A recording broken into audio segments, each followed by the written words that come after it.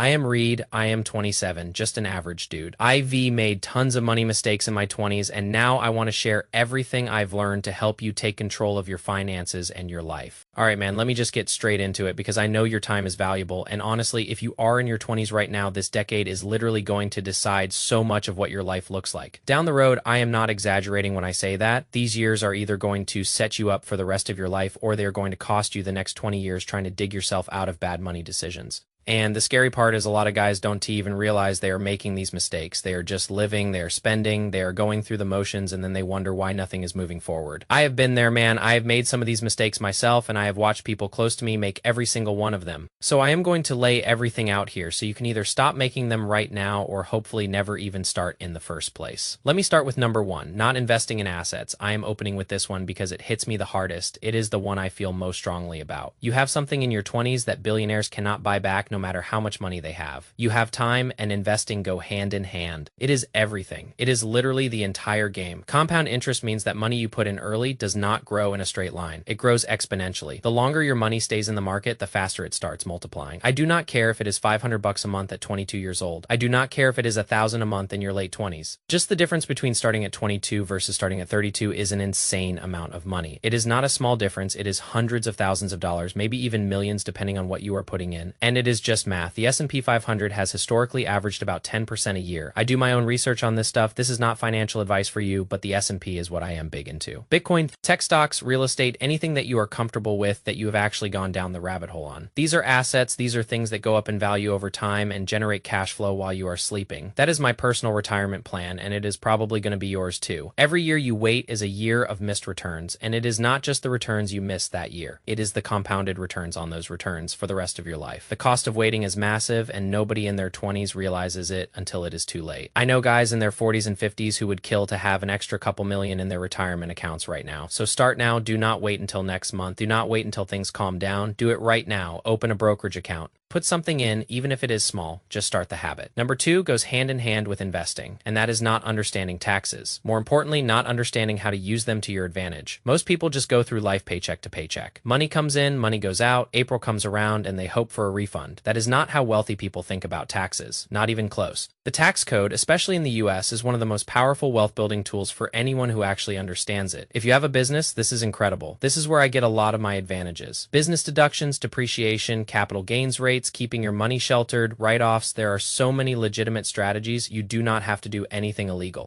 These are not shady things. These are legal strategies that every single billionaire and business owner you know is doing. The people who understand taxes are able to keep more of what they earn and reinvest that money. It is not just about keeping the money. It is about growing the money. If I can save $5,000 off my tax bill or $10,000 off my tax bill and send that money straight to my brokerage account, I can compound that. That is incredible. Why would I pay the government extra money when that money could be mine working for me? The difference over a lifetime is not a couple grand. It is tens of thousands of dollars compounded. Learn it yourself or hire someone who can. Either way, stop ignoring this. Number three is not investing in yourself, or more specifically, not learning how to build a business. Everyone talks about investing in yourself. I think that phrase is kind of cliche at this point. It gets thrown around so much, it almost loses meaning. But let me be clear, you are the best asset you will ever own. I mean that completely. The return on your skills, your knowledge, your network, the stuff in your head is unlimited. There is no cap on that, and you have full control over it. The stock market might give you 10% a year if you are lucky, but a skill can make you an extra 50 grand a year or 100 grand a year by making you more valuable in your field. Or it can allow you to start a business that generates 20 grand a month. That is a return that no index fund can touch. Starting a business is probably the single best lever to wealth that exists.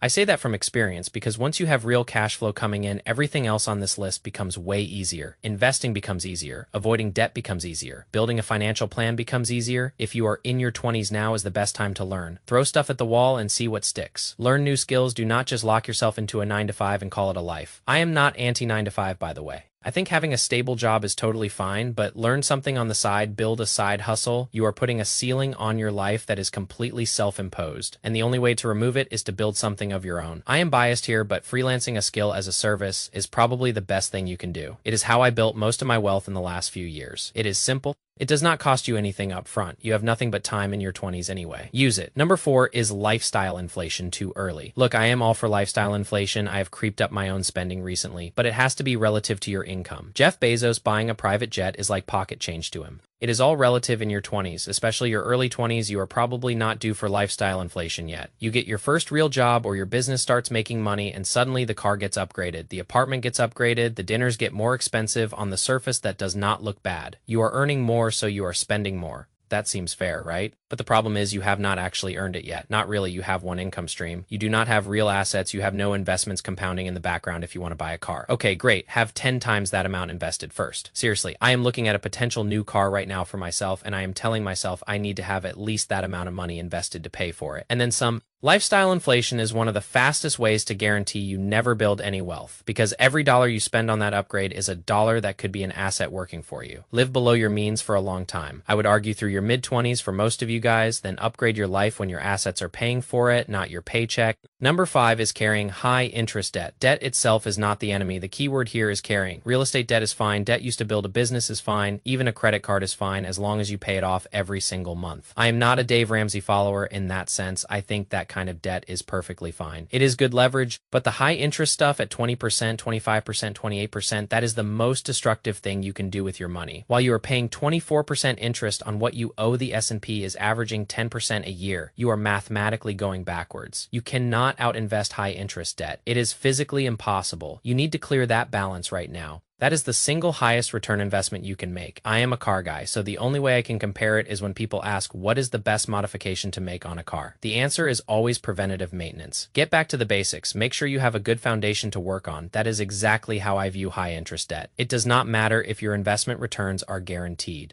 You cannot outrun the debt. Number 6 is financing depreciating assets. This one hurts. Anything that loses value the moment you own it. Brand new cars are the worst example. Phones, furniture, electronics. What a lot of people do is finance these things. They do not buy them outright because they cannot afford them. So they commit to paying every single month plus interest. You finance a $35,000 car and you are paying $600 a month. 2 years later, that car is worth 25 grand. You might even be upside down on the loan. You are literally paying money every month to own something that is worth less every single day. You need a car. Fine. Buy what you can afford outright or as close to it as possible. Stop making monthly payments to a dealership on an asset that is going in the wrong direction. Buy something that has already hit its major depreciation curve. Let somebody else take that hit. Number 7 is chasing business models with a 99% failure rate. I see a lot of guys in my comments talking about day trading or drop shipping or even restaurants. These are not beginner-friendly business models. These are businesses that experienced well-funded people fail at constantly. Day trading has like a 98% failure rate. It is laughable, honestly. My take is that these are not bad businesses in general. They are bad first businesses. You want a white belt business, something simple. That is why I love freelancing, selling your time and skills. It does not cost you anything up front. You have nothing but time in your 20s anyway. If you are broke and you are putting your savings into day trading, hoping to get rich, you are playing a game designed for you to lose. It is close to gambling. Start a business where the odds are in your favor. Build skills. Build something you can actually control. Number 8 is not having a financial plan. You could do every single other thing on this list correctly, and without a plan, it all falls apart. Financial planners get paid so much money because so many people have no idea what their monthly expenses actually are. They have no idea how much they are profiting each month. What is my post-tax income? What am I left with? They do not know these numbers. They just move money around and hope something good happens.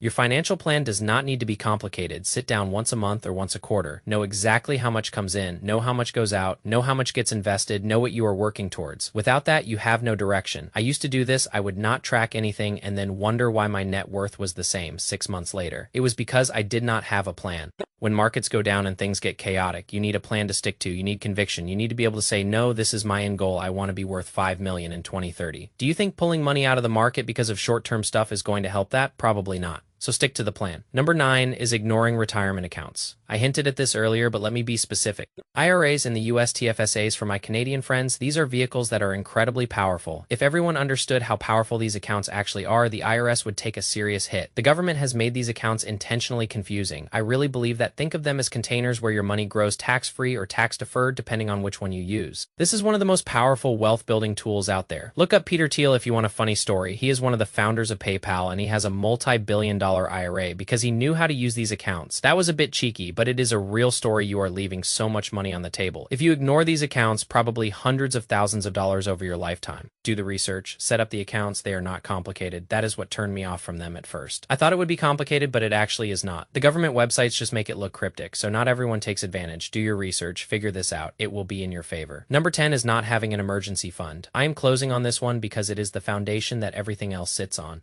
Even if it is a small amount of money, it ties back to everything we just talked about. Most of the time, my emergency fund is basically my credit card. I have 2 personal cards with very high limits. If everything went sideways tomorrow, I could handle it. But I also keep cash on the side, and that is not just for emergencies. It lets me sleep at night, it lets me relax. It means if the market dips hard tomorrow morning when it opens, I have dry powder ready to deploy. It means I never make stupid financial decisions from a place of panic because I have something to fall back on. If you have 0 cash saved up and 0 backup plan, you are 1 bad expense away from debt, ruining your life. A car repair, a medical bill, you lose a client for your business, whatever it is. You need to figure this out. Everything we talked about today collapses without this safety net. All right, man, that is the list. 10 mistakes that are probably costing you a ton of money. If you have made some of them, do not feel bad. I have made plenty of them myself. The point is not to beat yourself up. The point is to recognize that these are fixable. Your 20s are not over until they are over. Every single one of these mistakes can be corrected, but you actually have to take action. You cannot just watch this video and move on. You have to do something about it. Open that brokerage account, pay off that high interest card, start that side hustle, whatever it is. Just start today. Not next week, not next month. Today, as always, I want to see you win, man. I hope you keep crushing it, and I will see you in the next one. Peace.